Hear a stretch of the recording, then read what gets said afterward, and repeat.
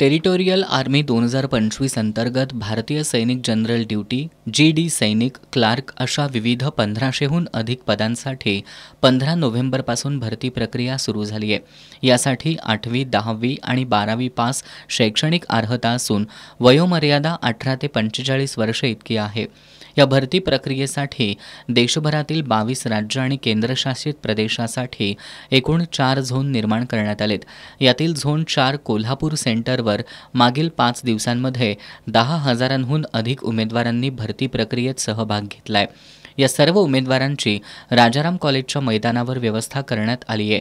या ठिकाणाहून या सर्व उमेदवारांना शिस्तबद्ध पद्धतीनं शिवाजी विद्यापीठाच्या गेट नंबर 2 मधून विद्यापीठाच्या मैदानावर नेण्यात येतं। यावेळी सायबर चौकात वाहतूक पोलिसांच्या वतीनं वाहतूक थांबवून या उमेदवारांना रस्त्याच्या पलीकडे जाण्यास प्राधान्य दिलं जात आहे। एकूणच 3 टप्प्यांमध्ये ही प्रक्रिया सुरू आहे।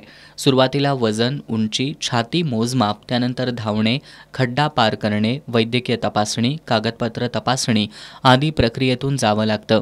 यामध्ये निवड होणाऱ्यांना पुढे लेखी परीक्षेसाठी बोलवण्यात येणार आहे। या भरती प्रक्रियेचं 109 इन्फंट्री बटालियन प्रादेशिक सेना कोल्हापूर यांच्या वतीनं व्यवस्थापन करण्यात येत आहे।